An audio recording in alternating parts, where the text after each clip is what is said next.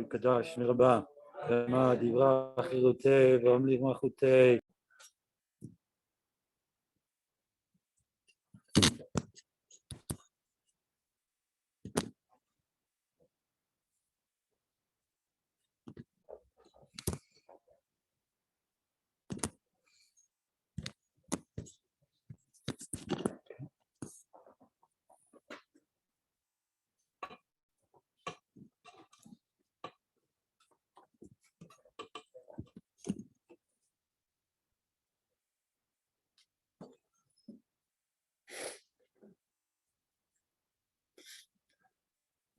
Erev Tov.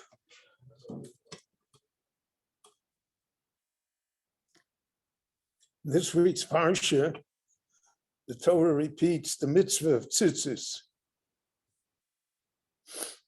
Gdilim ta'aseh lecha.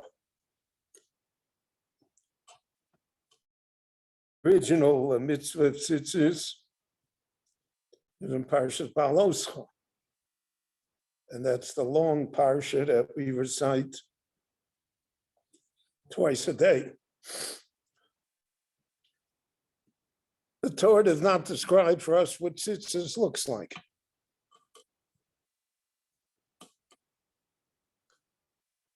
And the Gemara in Menachos concentrates on that subject. It speaks about tzitzis, it speaks about tefillin. So tefillin is halacha l'Moshe Sinai. But what do we know about tzitzis? So the word tzitzis itself, tzitz in one of its meanings is like a tuft that's an additional ball of cloth that would be at the edge of a garment. So then we would think, if we only had the word tzitzis itself, that it's in when they weave the garment, a four-cornered garment, so then they would, as part of the weave, they would leave over tuft that would be as the tzitzit. Therefore, the Torah tells us in this week's parsha, Gedilim ta'aseh lecha. It's not part of the original garment. It's Gedilim. You should add something to it, the greater, an addition to it. And it's ta'aseh v'lo min ha'asui. It cannot be that it comes automatically with the garment, but that you have to install it in the garment. And the Gemara discusses that.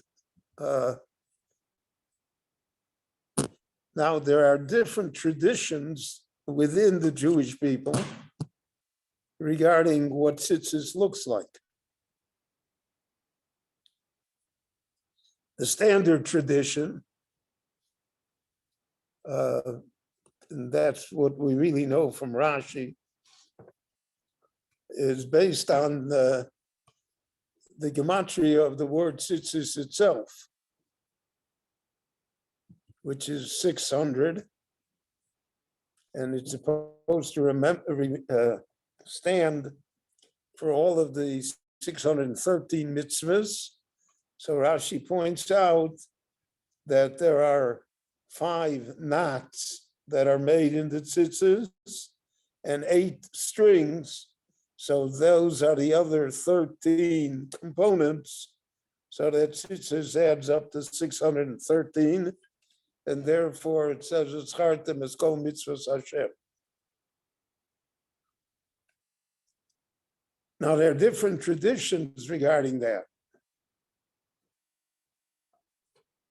And it really is based upon the difference between tzitzis, which contains tchelet, and tzitzis, which are all white. Now, in the Torah, it says meferish that there should be a p'til tchelet in the tzitzits.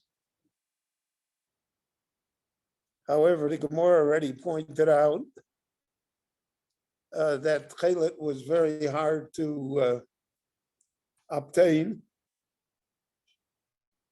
And in fact, there were many that falsified chelet.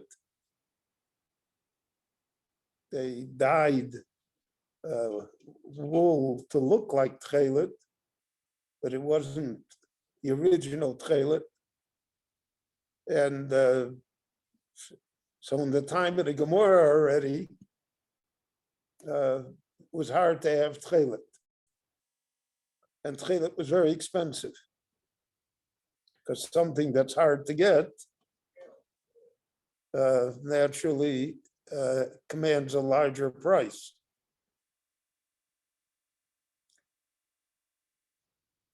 Chelet had to be manufactured, the Gemara discusses, from the dam, from the blood of a creature called the chilazon. What was the chilazon? What did it look like? So the Gemara says that was a creature that existed in the water, in the sea, but was thrown up on land by waves. And every so often, the Gemara says once in 70 years, whether the Gemara means that literally, probably not, but it means every so often there was a wave that deposited hundreds or thousands of these creatures on the seashore. And it is from these creatures, they have a pouch underneath their chin, and there is blood, and you extract that blood, and that becomes the dye for the color of the tchelet.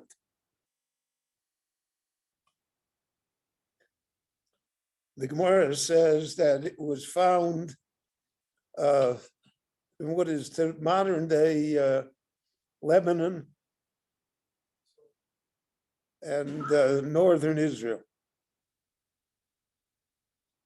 from what is called the port of Dror, south of Haifa, north till almost Beirut. And that was the territory of the tribe of Zvulon, Lachof, Yami Mishkon. And Moshe blessed it as Fune Tmune Chol, that treasures will be found in its sands, hidden in the sands of the seashore. And the Gemara says that that treasure was the chilazon, so that they manufactured the tchelet for all of the Jewish people, so that they would have tchelet for tzitzit.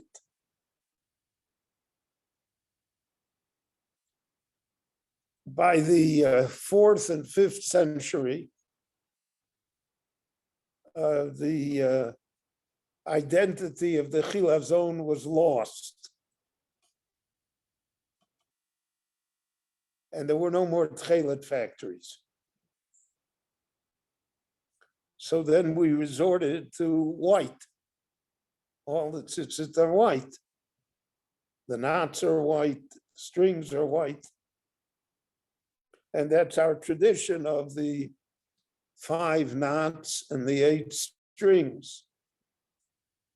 And the Gemara and all the poskim agree that if you don't have tchelet, you certainly are yotzei the mitzvah. You fulfill the commandment by having the white tzitzit that we are accustomed to. Now, tzitzit is only on a 4-cornered garment. In the time of the Gemara, men wore 4-cornered garments regularly, like the Roman toga that they wrapped themselves in. However, by the Middle Ages, nobody had 4-cornered garments anymore. Nobody wore them. And therefore, in order to preserve the mitzvah of tzitzit, the Jews accepted upon themselves that they would wear a special garment that was four-cornered. So they would put tzitzit on that, and thereby they would preserve the mitzvah of tzitzit. Because if you're not wearing a four-cornered garment, there's no mitzvah. And then they developed the custom of the talit gadol, the talit that we wear in the morning for shacharis, for tefillah. So that's a big garment. So that's reminiscent of the toga, of the large original garment that they wore. It's interesting, the stripes in the talits, whether the stripes are white or black, or sometimes today they're multicolored, is taken directly from the Roman toga, because the stripes indicated your station in life. If you were an aristocrat, then you had stripes. The plain person did not have stripes. It's somewhat akin to what the army has today, of having stripes on the sleeves or on the shoulder to indicate what the rank is. So that was taken directly from the Romans. That was the way that people dressed in the time of the Talmud. Later on, when they didn't dress that way anymore, nevertheless, the Jews accepted upon themselves that at least for the morning prayers, they would wear this garment. And this garment became a special garment of honor. It was not to be used in regular dress, but was a garment of honor and of holiness. So in Litta, for instance, the Rabbonim, when they would give a drosha, would always wear a talis gadol, put the big talis on. As a sign, they called it kovod hatzibur, respect to the audience, respect to the mitzvah. So tchelet disappeared from about we don't know it anymore, from the early Middle Ages onwards. It disappeared for over 1,000 years.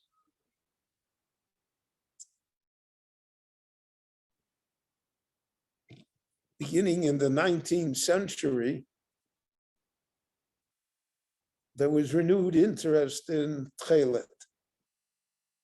And the pioneer in it was Gershon Henoch Leiner, the Radziner Rebbe, was a great Gaon, great Talmud Chacham. He wrote the Sidrei Taharos. And he spent 11 years researching the Chilazon to discover what the Chilazon looked like. And then he said, once he discovered the Chilazon, he would manufacture tchelet that Jews should have to put in their tzitzit. And after all of his research and everything, he traveled to Italy, he traveled to other places in the Mediterranean. He came up with the idea that the chilazon was a small type of squid, of octopus. And he claimed that that was the chilazon. And he had the chemists develop the dye from that blood. And Radziner Chassidim until today wear that tchelet. The Radziner tchelet, which is very close to purple.